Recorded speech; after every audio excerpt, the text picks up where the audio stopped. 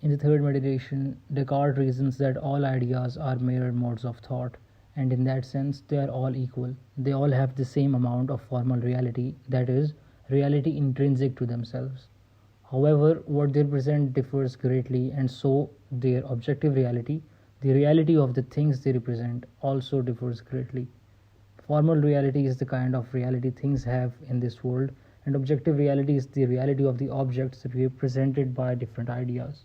Thus, an idea can have formal reality, being a mode of thought itself, and it can also have objective reality, representing something outside of itself.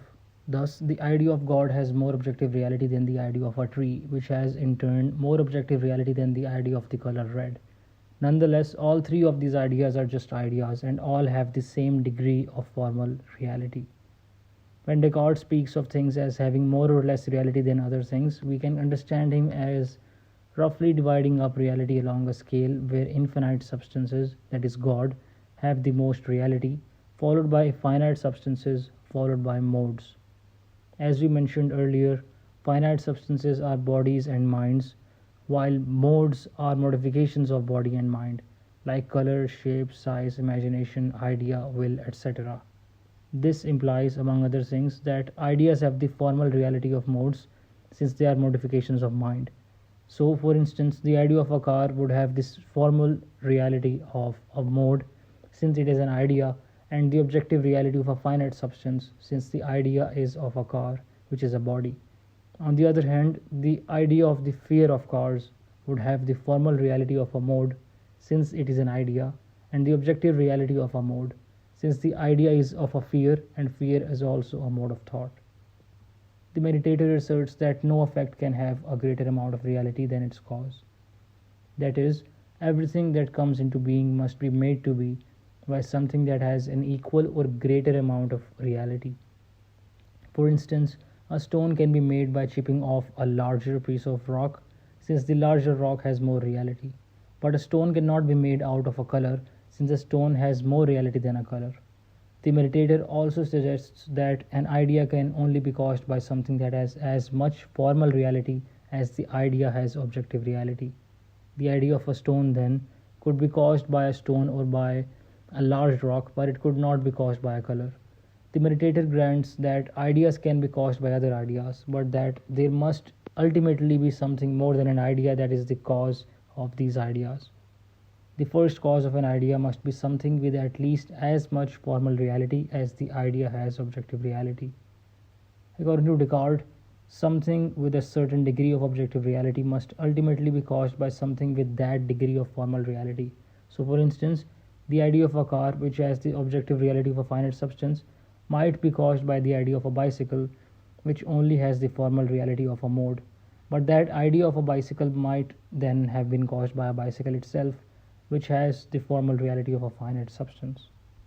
If we trace the causal chain far enough back, we will find a cause with as much formal reality as the idea has objective reality. If the meditator can locate an idea that has more objective reality than he has formal reality, he can conclude that there must exist something outside of himself which had to create the idea. Since he has the formal reality of a finite substance, the only thing that has more reality is infinite substance. Thus, he will try to prove that something besides himself exists by contemplating his idea of God. When considering God as a substance that is infinite, eternal, immutable, independent, supremely intelligent, supremely powerful, and which created both myself and everything else, Descartes realizes that the idea of God must have more objective reality than he has formal reality. God is an infinite substance, whereas he is only a finite substance.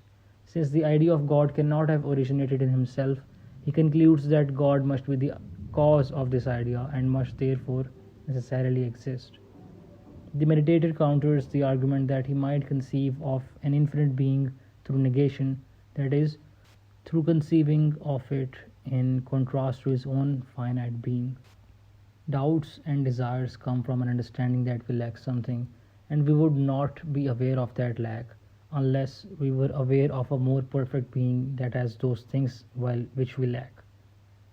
While he can doubt the existence of other things, he cannot doubt the existence of God. Since Descartes has such a clear and distinct perception of God's existence, The idea has infinite objective reality and is therefore more likely to be true than any other idea. Descartes then entertains the possibility that he may be supremely perfect, that all his deficiencies are potentialities within him, and that he is slowly improving toward perfection. If perfection is a potentiality within him, then it is plausible that the idea of God could be conceived in him without any outside cause. He then rejects this possibility for three reasons. First, God is all actual and not at all potential. Second, if he is constantly improving, he will never attain that perfection where there is no room for improvement. And third, potential being is not being at all. The idea of God must be caused by something with infinite actual being. If Descartes could exist without God, he would have come to be out of himself or from his parents or from some other being less perfect than God. If he derived his existence from himself, there is no reason that he should have doubts and desires.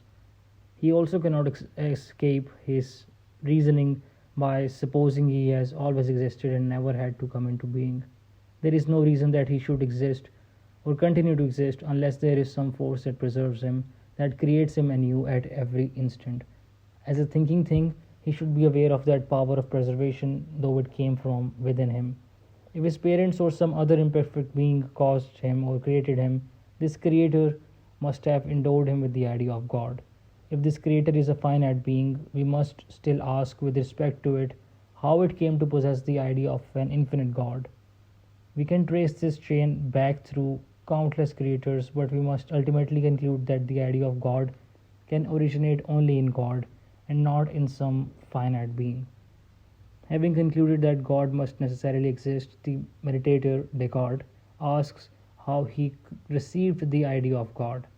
The idea cannot be adventitious, coming from without, nor can it be invented by the meditator. Thus, the idea must be innate, and the meditator must have been created by God.